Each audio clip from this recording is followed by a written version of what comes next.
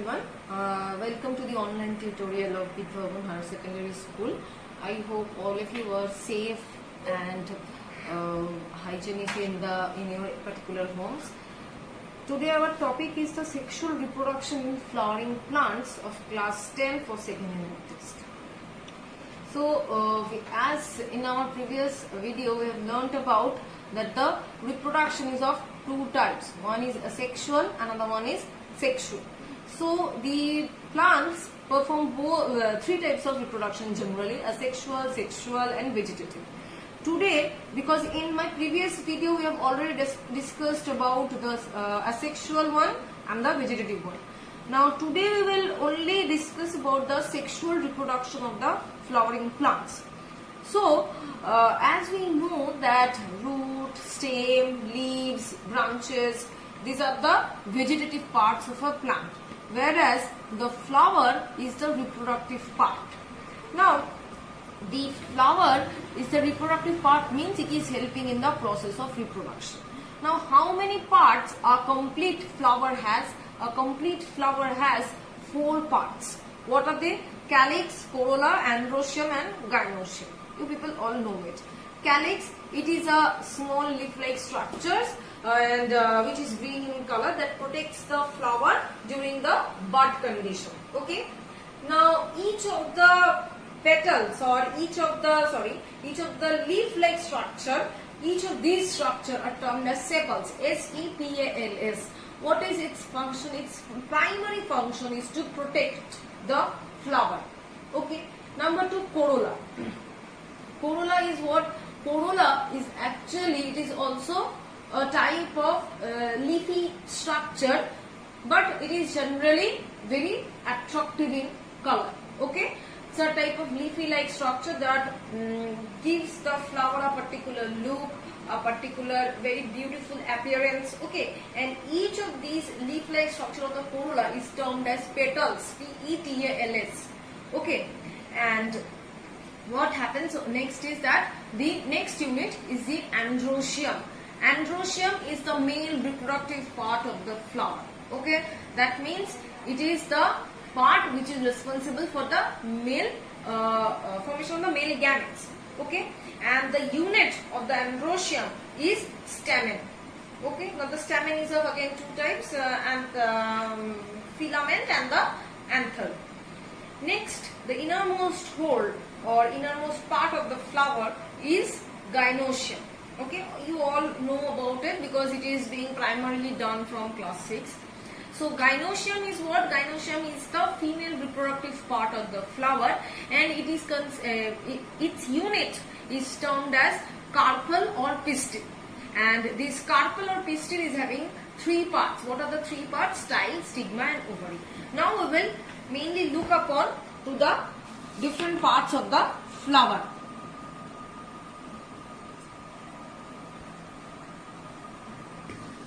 See different parts of the flowers. This is a complete flower. Okay. See, this is the calyx, first hole of the flower, calyx. It's each of the part is termed as sepals. Next part is the corolla, or next hole is the corolla. Each of its parts is termed as the petals. Okay. Number 3rd hole, that is the androecium. See, I have drawn only 4, but there are many generally. Okay. Androecium, this is the main reproductive part. See, you are this is having 2 more structures, 2 different structures, this and this. We will go on the depth later on. 4th hole is the gynoecium. You can see the middle one, the longest one, peeping out of the entire flower. This is the gynoecium, female reproductive part of the flower. Now moving on to the brief structural parts of the male and female reproductive system of flower, that is androecium and gynoecium. See, androecium, it is having mainly 2 structure. One thin tube-like structure, and on the top of this tube-like structure there is a sac-like structure which is bilobed. What is bilobed? That means it is having 2 lobes. This tube-like structure is termed as filament. Okay, and on the top there is a sac-like structure. This sac-like structure is termed as anther. So the androecium is having 2 parts, filament and anther. In this anther, there are some dotted black color structures or any color, other color structures, dot-like structures particularly. Those structures are termed as pollen grains. These are the male reproductive units that will further carry out the reproduction in the flowers. So pollen grains are stored in this anther. Understood? Now female reproductive parts, see it is having 3 parts: stigma, style and ovary. So at the base there is a swollen portion of the gynoecium, which is termed as the ovary, and within this ovary there are the egg cells or the eggs which will take part in the reproduction. That means the pollen grains from the anther will come over in this ovary, and the egg cells of the ovary fuse with these pollen grains and ultimately ultimately carry out the process of reproduction. On this basal ovary there is a thin tube-like structure termed as style, and on the top of the style there are some structure which is termed as stigma. This stigma is actually the receptor or receptacle of these pollen grains. When these pollen grains are flown off or blown off by the wind, these pollen grains are catched by this stigma. You can see this, the gynoecium is the tallest one peeping out of the flower for this reason only, so that it can catch the pollen grains. Those are carried by the wind. Once these pollen grains are fall on this stigma, the right one, not every one pollen grains will enter into this style. The right pollen grain or the pollen grain which can fertilize this egg cell will enter into the further stage, that is into the style, and ultimately will reach into the ovary to fertilize the egg. So this is the general structure and functions of the flower. Moving to our next topic. The next topic is about pollination. Now what is pollination? Pollination means transfer of pollen grains. As I have told you that the pollen grains are produced in the anther of the androecium. Those are carried by the wind or any kind of other agents and ultimately being dropped off on the stigma of the gynoecium. So this transfer of the pollen grains from the anther, that is from the male part to the female part, is termed as pollination. Now there are 2 types of pollination. One is self-pollination, another one is cross-pollination. Self-pollination means that is the pollen grains of the anther of the same flower of the same plant or the different flower of the same plant is being carried or is being blown off to the gynoecium of the same flower of the same plant or of the different flower of the same plant. That means it includes the same plant. Okay, self-pollination. Cross-pollination, just the opposite thing. That means the pollen grains from the anther of a flower of a plant is being carried on to the stigma of the another flower of the another plant. That means the species is same but the plants are different. So as the flowers are also different. So over here cross-pollination includes different plant, self-pollination includes same plant. Got it? Now next is that what are the merits and demerits of the self and cross-pollination. First of all, self-pollination is bisexual. That is, obviously it should have both male and female reproductive, male and female flowers. Otherwise the same plant cannot give the pollen from the one flower to the stigma of the another flower. Understood? So it is bisexual, that is carrying both the male and female flowers. Whereas cross-pollinating plants, they are unisexual, carrying either the male flower or carrying either the female flower. Got it?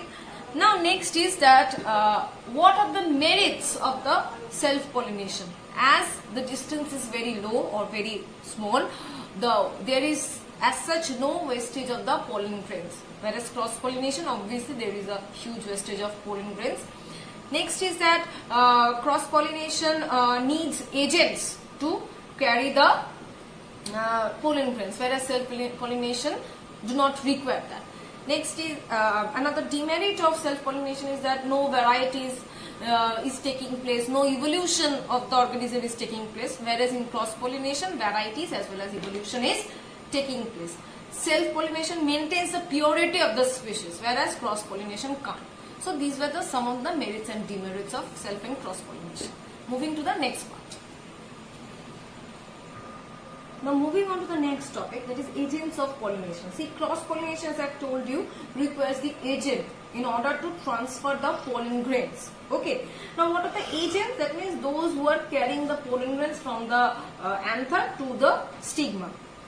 Now the agents are of two types. One is biotic and another one is abiotic.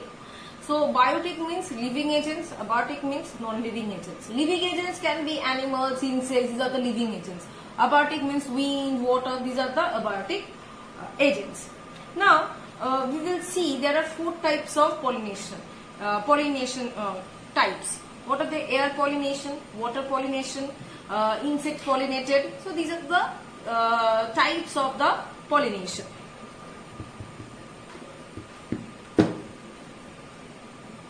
First we'll go with the wind pollinated or air pollinated. So air pollinated means, that means the pollen grains must be very lightweight and very much feathery so that it can be carried out by the wind. Example is paddy. Next coming water pollinated, it also should be very light, the pollen grain should be very light so that it can float on the water. If the weight is very heavy in case of the pollen grain, then it will sink into the water, which will rotten the pollen grain and the function will not be served. Okay. So first of all, it should be very lightweight and it should be water resistant, that means it should be waterproof. Okay.